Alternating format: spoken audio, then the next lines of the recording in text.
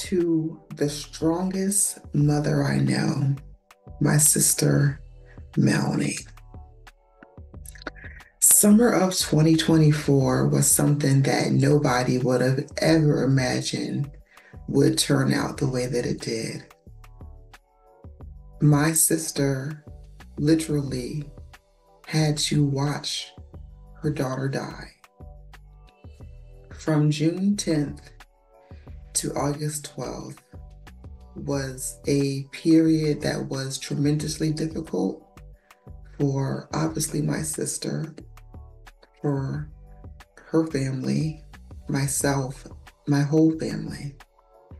And it's taken me, I'll say, a long time to get to the point that I'm able to do this. This is actually my sixth attempt in doing this because every time that I would try to do it, I would cry before I could even press the record button. So I already feel the tears coming, I already feel my eyes burning, but at this point, I'm gonna keep on going. I just had to tell you, Melanie, because people need to know how much you sacrificed and how much Genell's life was never in vain. For those of you all who don't know, and many of course will not, because who knows who will see this video, Genell has a twin brother, Julius. And so with Genell, she had a myriad of health challenges for her whole life. And this tribute, I'll say, to my sister is multifaceted. So you may actually see me in a different outfit because I know that I cannot do this all in one setting. But when we were working on the final arrangements for Genell, who was my niece, Melanie's only daughter, when we were going through the obituary and getting that together, my mother, Melanie, myself, it occurred to me that there is no way, of course, that all that Melanie sacrificed and all that Melanie did for Genell could ever be captured in a one-page obituary. It could never be captured in acknowledgments and regards, acknowledgments and remarks during her funeral. So people who know me well know that I cry, not because I'm weak. I cry tears of joy. I let my emotions come out. And so I'm already crying right now. You see it right there? But I had to just do this just to let the world, my little YouTube world, know that Melanie did things that were amazing for her daughter, Genell. She, as in Melanie, literally had a binder full of every single piece of medical information from Genell's birth through her last hospital stay, which started on June 10th, 2024. It was the last day of school for my children who live in Maryland. And so I recall vividly that my dad, who was already here that weekend before, was going to be taking Julius and my youngest daughter, Ashley, for their annual time with their grandfather. And so just knowing that they had these plans, again, no one knew what was going to be happening with my niece Genell. And this tribute may end up getting all over the place. So if I begin to ramble, I do have a point.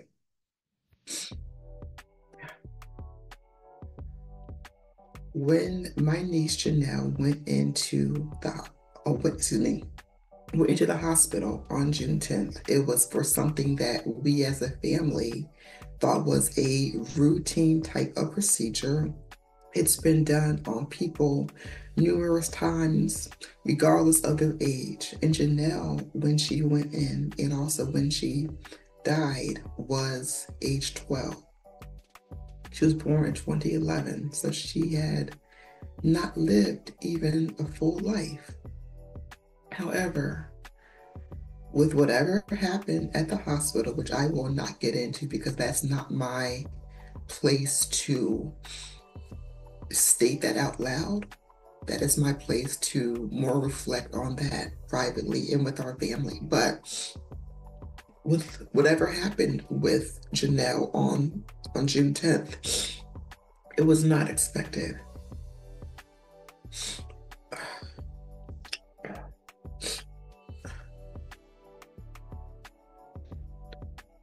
We thought that this would be something that Genell would be coming back out of, say, in a day or maybe even 2 days. And so no one, including my sister, thought anything differently because this procedure that she was scheduled to have is something that is so common for all kinds of people. Again, regardless of the age, it's a very common procedure.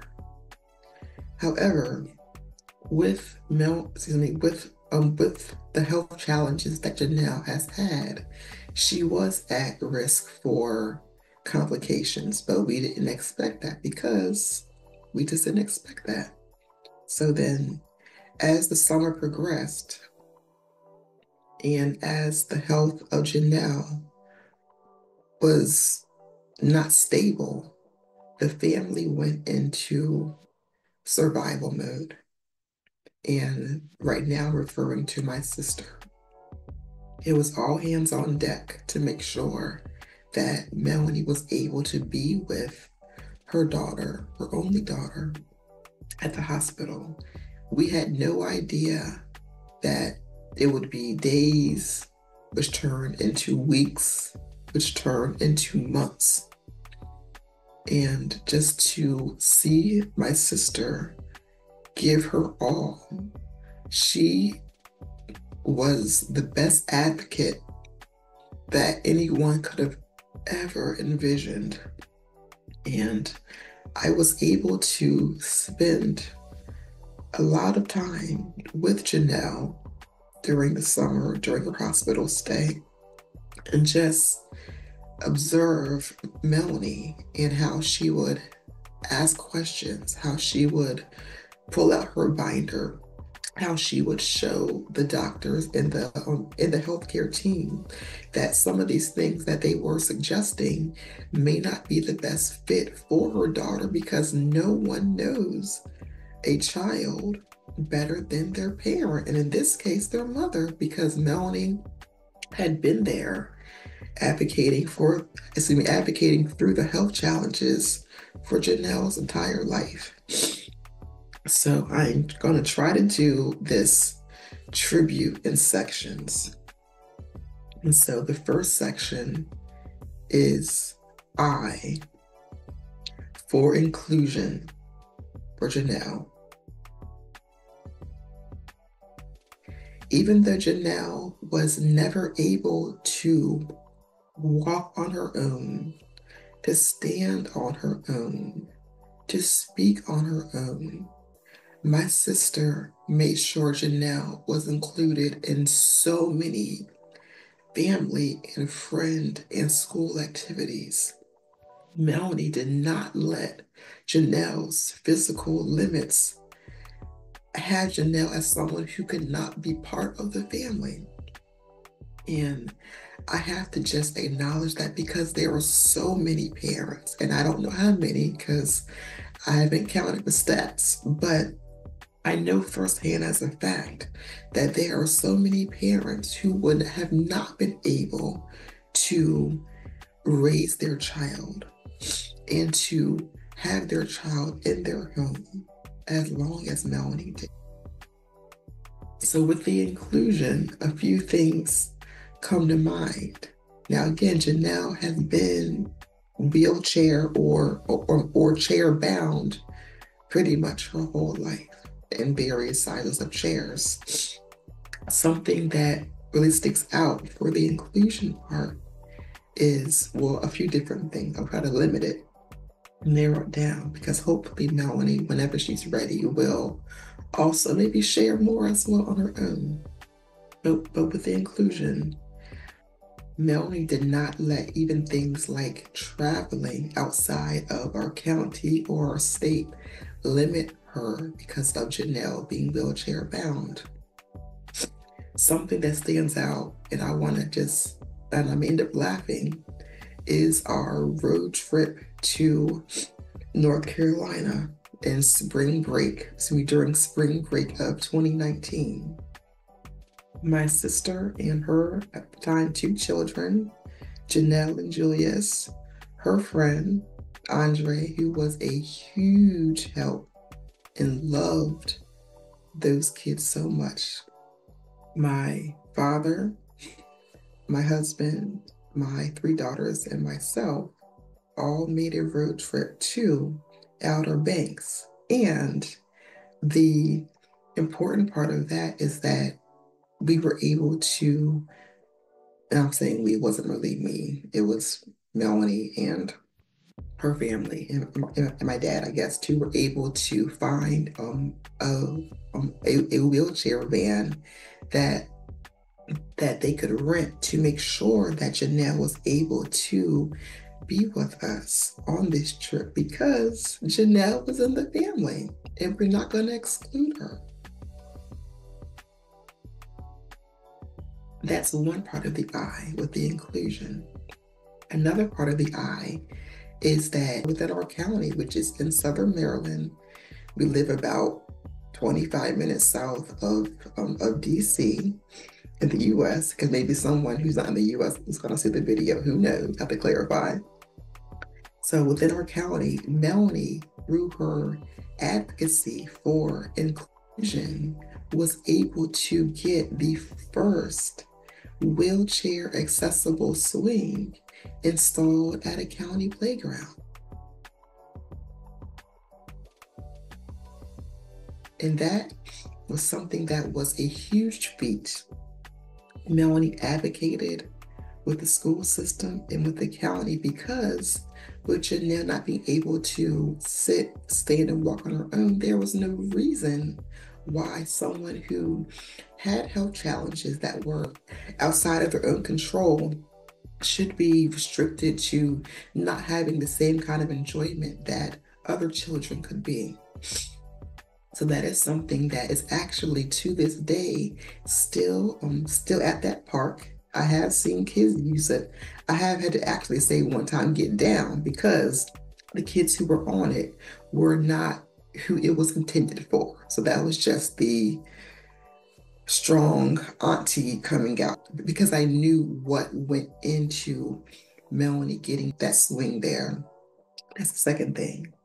There are so many ways that Melanie made sure that Genell was included, but something that Melanie did, which again, some parents do, some parents may not have done that, was as my niece Genell got older and got heavier, because even though Genell was not able to speak and to walk on her own, the child is still growing. So kids get older, kids get bigger, kids get heavier. Melanie gave up her vehicle because it was getting difficult and challenging to put the wheelchair into the trunk. It was just not logistically working anymore. It was just not working out as far as just how do you travel and not break your back more than it's already broken down. So with the help of, I'm going to call him our brother because my family dynamic is so intertwined with people that who have been part of our lives, that even though they're not our blood, they are our family. And so our brother Stanley was able to work with our brother Everett, and more importantly, our dad, to travel from Maryland to North Carolina when a wheelchair van was purchased. So my dad did a lot of legwork because he wanted to make sure that Melanie and Genell and Julius were able to ride in a vehicle that was safe, that was logistically sound and actually was a better fit because Melanie's sedan was not working out. So just the way that Melanie was able to get the wheelchair van through the help of lots of different hands involved to then further include Genell is just something that is to me remarkable. Something that I had never thought of, never seen, because this, as the sister slash the aunt, this was new to me in so many ways. Oh, and one last thing for inclusion, because I think I'm going to stop it right here for inclusion, is that when it came to family events, whether it was at my home, which is actually less than 10 minutes from where Melanie lives, or with one of our aunts who actually lives maybe about, well, lives that, who lived maybe about 20 minutes from us in the next county over from us. We have huge family functions, whether it was at my house or my aunt's house. And the way that family pitched in to make sure that Genell got up the steps, whether it was the steps at my family's home, whether it was the steps at my aunt's home, because she has a lot of steps compared to what you think a wheelchair could handle. But I have to just give it up to my family, to my cousins, my husband, because y'all always made sure that Genell was included. It didn't matter if you were a man, a woman, a kid. It was all hands on deck because we were not going to leave Genell behind. And that's something that I just want people to know as well. The support from family, because again, inclusion. Genell is part of the family and we're not going to leave her behind.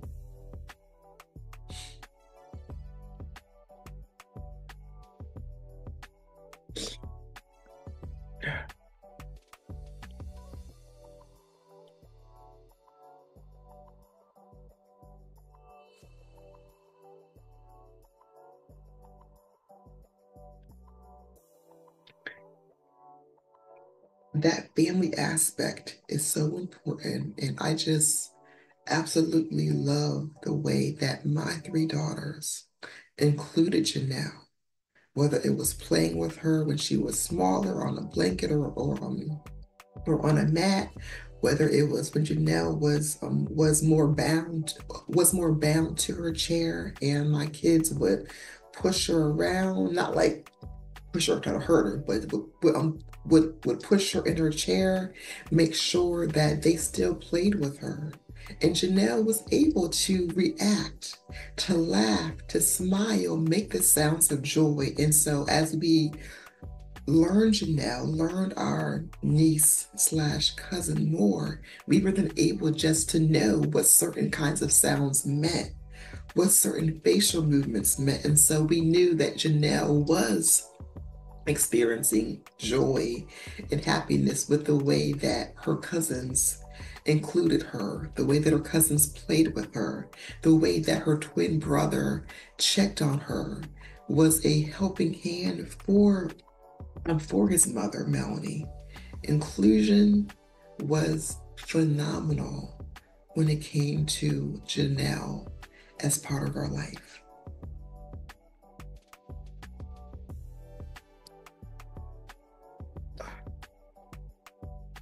The D is for diversity. With Melanie, she showed literally the world that parenting is diverse, that there is not one way that a family looks. There is not one way that a child looks. And so many years ago, because it's 2024, y'all, so at least 10 years ago, my sister actually started to showcase her journey with having number one twins. Over 10 years ago is when Melanie started to showcase her journey of motherhood by showing that it is diverse, that there is not one way that a set of twins looks like, that there is not one way that an individual child looks like. And with Genell, Melanie proudly showed her journey, whether it was her being vulnerable as a parent, whether it was her whether it was Melanie showing some of the challenges that she had to experience, such as with medical or just being out in public. And so one of the ways that I thought, and the others did as well, thought was hilarious that Melanie showed how diverse it is to be a parent of a child who has special needs. So Melanie is hilarious. And those of y'all who know her in person know it's true. Those of y'all who have met her through social media or maybe through other things, y'all know even though she's serious about her children, she's also hilariously funny. And so I thought it was just so ingenious to showcase her journey. Yes, it was the sad parts, but also the funny parts of doing things like skits to just show people that, yes, my child looks different, but yo, she's still a human being and she is still a daughter who was loved by her family. So I don't know if the videos are all still up, but if you ever want to search Twin Mom Mel, they just may be on YouTube somewhere. But one of the videos that actually stands out that maybe Melanie will start to do again, as I told her, I'm like, girl, you're so funny, is the video showing the diversity of her daughter when it comes to our family members. Now, y'all know that sometimes our elders are not always as receiving to differences that maybe their younger grandchildren are going through. And so with our grandmother, she is known for being outspoken, saying outlandish things, that is no secret. But with the questions that Melanie would receive from our relatives and also people who are strangers out in the street, was by doing those skits and showing Melanie in various roles as maybe a relative or a stranger, that then showed people flat out that parenthood does not look the same. And so one of them that stands out to me, hilariously funny, check it out, y'all, if you can, is with our grandmother. So Melanie is known for doing voices and dressing up as people to just give the full effect. Show that, yo, even though my child looks different, she is still loved by her family and parenthood is diverse. So the grandma skit with Melanie pretending to be, I would say, a mix of Genell's grandmother and Melanie and my grandmother, but I would say more so of our grandmother, who was at this point in her, I guess, mid to late 80s. It just shows that Melanie was able to take that pain that she was experiencing, even from family members and strangers, and then make it something that is humorous, but then also can show people who don't even know her that when y'all ask outlandish, crazy questions, yeah, it's offensive, but it also can be a way to just show others that there was humor with the diversity of that Melanie experienced, but there was also a sense of vulnerability. And I just applaud my sister for being able to have the courage to not only talk about her experiences with her immediate family and close friends, but to also document that on social media for people to see the crying moments, the tough moments of, yeah, this is hard, but I'm not going to give up on my path.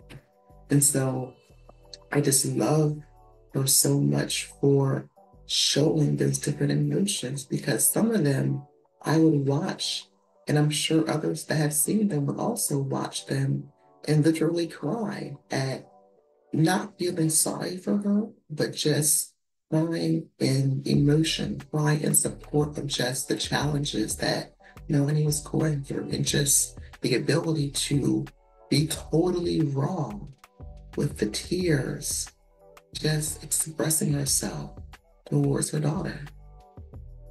The E is for equity or equality.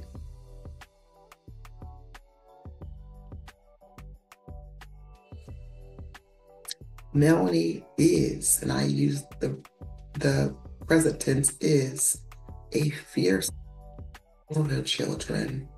When Genell was living, from birth up until her death, Melanie made sure that she was the best advocate for Genell. She spoke up because Genell had no voice. She had no way as a child to speak up for herself, even if it was something that was hurting. We could tell by sounds and by movements, but Melanie had to be able to decipher that and then to communicate that to others, including the various healthcare teams who were involved in Genell's life from literally birth until the day that she died. And despite Melanie going through lots of challenging moments as being a parent, she did not find it right to be selfish with her experiences or her knowledge because even though Genell's condition was extremely rare, there are and there were so many parents who looked up to Melanie, whether it was people that knew her in person or through her immensely wide, vast social media network of just people all over the world who found courage and strength through Melanie's journey. And so Melanie, again, took her pain, turned it into a passion, and started a nonprofit, Here for a Reason, which was a successful endeavor to help parents who were going through challenges with a child who had special needs. And with her nonprofit, Here for a Reason, she was able to raise funds to donate gas cards to parents who were not able to afford to get their child to the proper medical care. Because, y'all, in reality, child who has the kind of needs that has the kind of needs that were experienced with Genell, you are not likely to always find your healthcare team right in your community. So whether your community is a network of city buses, metro or subway, or even just a place that is car only, if you are struggling financially trying to care for that child and then have to also think about how do I afford the gas or the maybe the Uber or the Lyft, because the healthcare team is not in your area. Melanie took it upon herself to give knowledge, her experience to help others. And she was also recognized by a local news station and one of their partners. So she was recognized by Fox 5 News and Eastern Motors for her work in the community to help other parents of children who are experiencing situations that maybe are similar to that of Melanie. The A is for access and accessibility.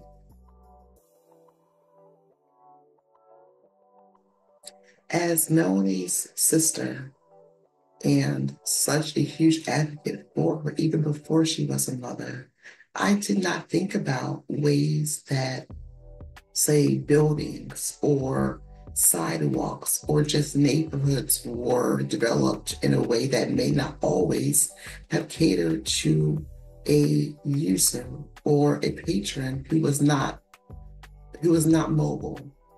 And so with accessibility, also with inclusion too, Melanie made sure that she spoke up for Genell when there were situations that were not conducive to her wheelchair or to her chair, as we called it. So one of the things Melanie did that I did mention earlier was with the swing. And so the swing is not just an ordinary swing. It was a way to give children like Genell a chance to have access to things like playtime, things like enjoying just being outside. Melanie also made sure that when she was going to a building but that may not be able to fit the chair for Genell, she made sure there was a way Genell was able to get into that building and to have access just to enjoyment. And so even though Genell was not able to speak or stand on her own and was not verbal, Melanie did not want to deprive her daughter of just the sheer enjoyment of just maybe even getting a smile or a laugh at a Genell, because Genell will communicate with us through her body, through her sounds, through her facial movements, and we knew, even though she couldn't say it, she was enjoying it. And so having the access to those places for her daughter was vital. And I just learned so much about that. There was a time that I had, um, there was a time several years ago, and I don't recall the ages of Genell and Julius at that time, but as their aunt, I loved them so much. I loved the way that my daughters, particularly my oldest daughter, Leah, just had an attachment to Genell from the time Genell was a little toddler up until the time she passed away. And so I remember we were all in the we is my three daughters, Julius and Genell, which also counts the wheelchair for Genell. We were going to a store, and this store did not have a wheelchair button or a button that you could press to have the door open automatically. So my children at the time were a little bit smaller, and so yes, they were able to hold the door, but holding the door that's kind of heavy and making sure their mom slash aunt got through the door with the wheelchair was kind of challenging.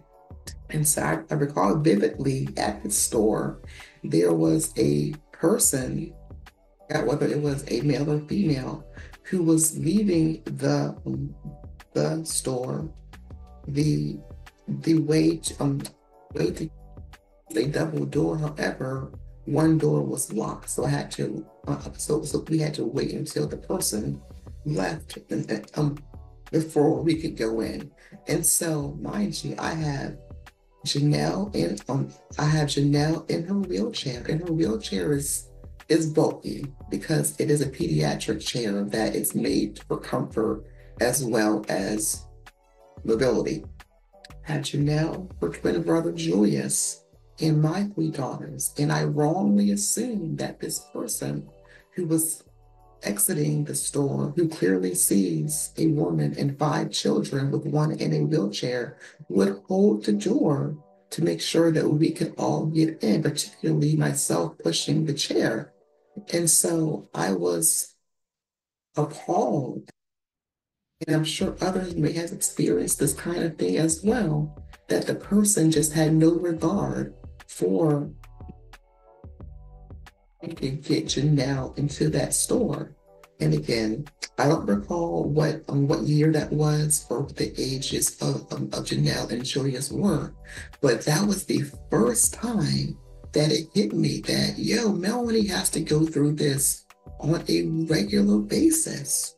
And so even though I had five children with me, I went into defense mode. I let the person know that they clearly saw me trying to get into the door and didn't even have enough courtesy to even hold the door for us. And that was a light bulb moment.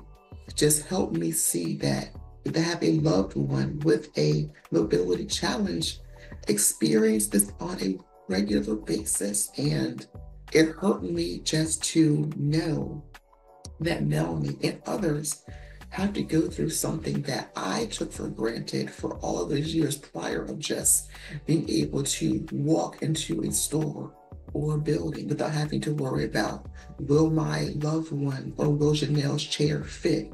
Will I have to turn at a certain angle? Will I have to have someone help me maybe at the store to try to maybe lift her over the threshold?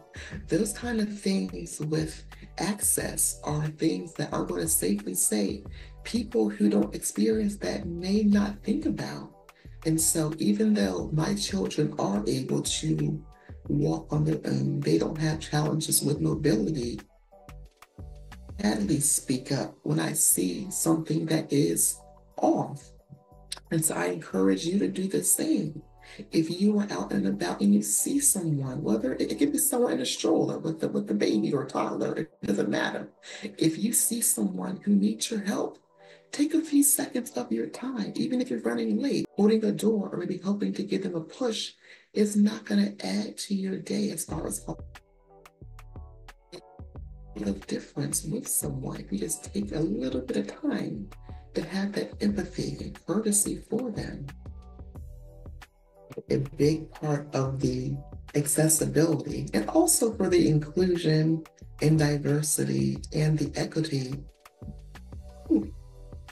is that Melanie ensured that Genell was able to attend school for as long as possible. Melanie made sure that there was a care plan for her daughter to include her, to give her access to educational experiences that could be suited for Genell. And so she also, of course, made sure Genell was in physical therapy to help with.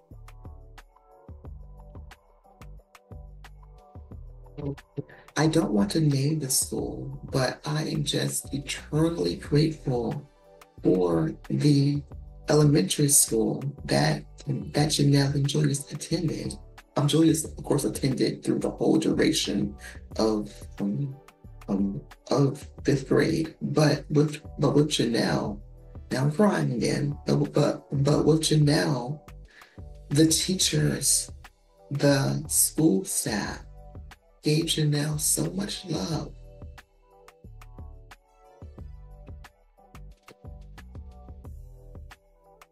There were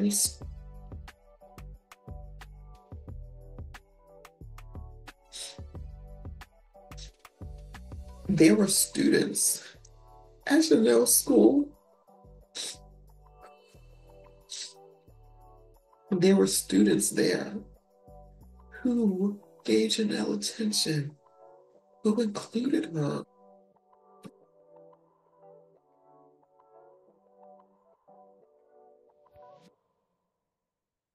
The kindness in their heart to include Genell, even if it was just something as simple as just standing by her during an activity. Even if it was the school dances that their school had, our sister Melanie, well, excuse me, my sister Melanie, and also our father just found it so imperative to include her. They did not want Genell's challenge to limit her from the ability to just take part. And that is something that I will cherish, that I know my father cherishes. Excuse me, that I know my father cherishes by being able to attend a school dance with his granddaughter. It was a daddy-daughter dance, but with the dynamic of family. Melanie was raising Genell and Julius on her own physically, and yeah, but dynamic of the family. Melanie was in Maryland, and their father was not in Maryland. And just seeing the joy that our father, Genell's grandfather, had by attending that daddy-daughter or that father-daughter dance, it's just something that just shows me that the smallest things that school did to include Genell, to show other students that education is diverse, to give an equal opportunity for Genell and to give her access to those things is something that people need to know. And so, even maybe if you're a teacher or work in a school system and you have a student who may be going through physical challenges, find a way to include them because even though the child may not be able to thank you, it can make a world of difference for that child's parents and also for the students around them to see that education looks different, but a kid is still a kid.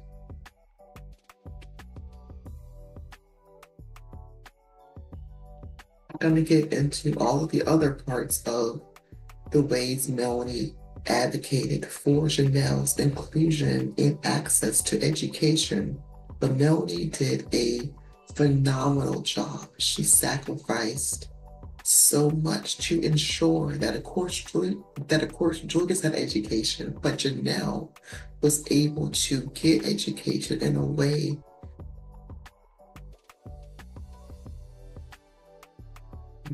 I cried again. I thought I had my tears out earlier with the eye, but the tears came back, and that's okay. With all of the experiences that Melanie went through, she had a support system. And I fully understand, and Melanie is aware as well, that not every family who has a child who is experiencing severe medical challenges or even or even without challenges, we understand that not every family has a support system of family members and friends and family members and friends who are in their area. And with the way that our support system came through, whether it was our dad at the school dance, or my husband and my daughters, or the various cousins and relatives who would help to lift the chair for Genell up and down steps to help push, whether it was our mother who would help Melanie with appointments and who would just come over and just help with whatever Melanie needed. And it was oftentimes a riding partner for Melanie for the appointments because sometimes they were really lengthy and Melanie needed someone there with her to just give her encouragement or even just to sit in silence with Melanie. Whether it was our friend Shanika who gave so much of herself, who also has twins, and her twins, a boy and a girl, are younger than Genell and Julius, but something that our friend Shanika, who's also like a sister from another mister pretty much, said to me, and I'm not sure, Melanie, if you know this, but Shanika learned so much from you, from watching you have twins. It didn't matter that there were challenges with Genell's mobility. That didn't matter. It was more about seeing how you were raising and juggling having two children because they're twins.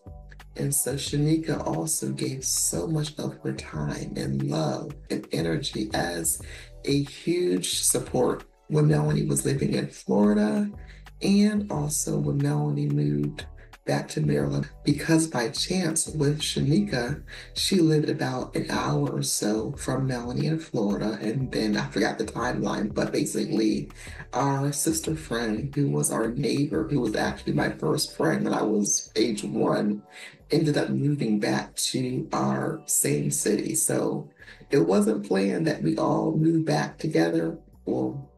So it wasn't planned that they, number one, lived in Florida during the same time, and number two, moved back to Maryland kind of around the same time. But just the support system and love and advocacy of everyone who was involved is something that I hope could also show people just take a few minutes, take some time out of your day to help maybe a friend or neighbor who may not have a support system. And that way, their child could also feel included and have access to things that maybe the parent couldn't do because they need help.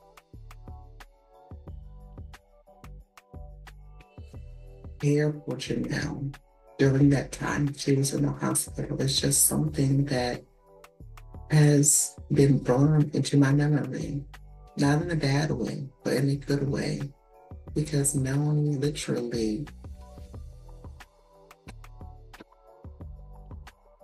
outside. Now, she of course did have to leave a little bit to maybe use the bathroom or to eat, but literally, Melanie was there June 10th to August 12th, minus maybe 48 hours total combined, and not back to back of being home. And so that just shows just the love and dedication Melanie has for Genell.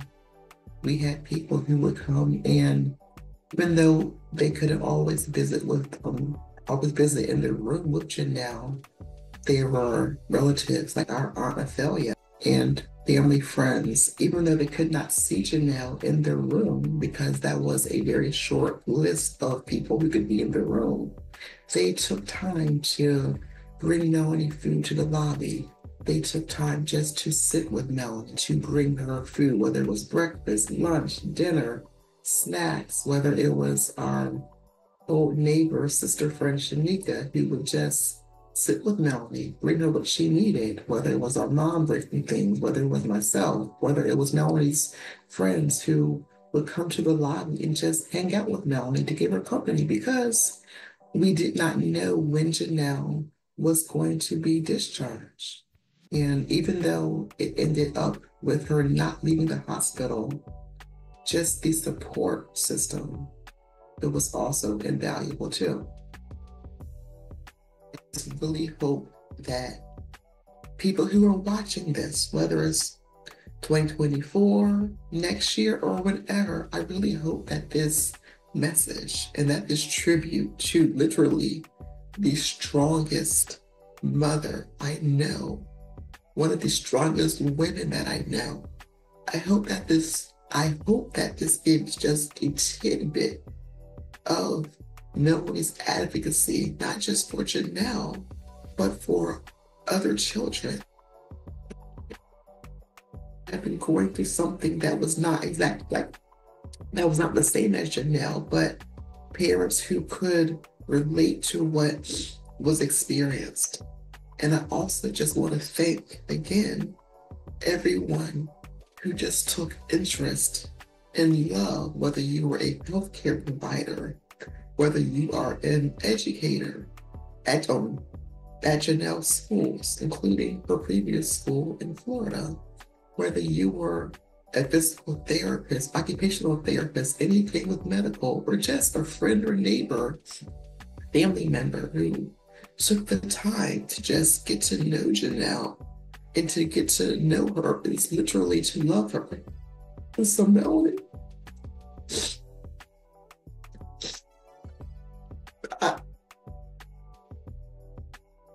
at Genell's funeral, I could fully express this. So this video, I'm not sure how long it's gonna be because of the edits and all that. But with this video, I just truly hope that you understand the impact that you made on so many people's lives. And we would never, ever, we would never, ever forget Genell because she was here for a reason and she did not die in vain. I love you.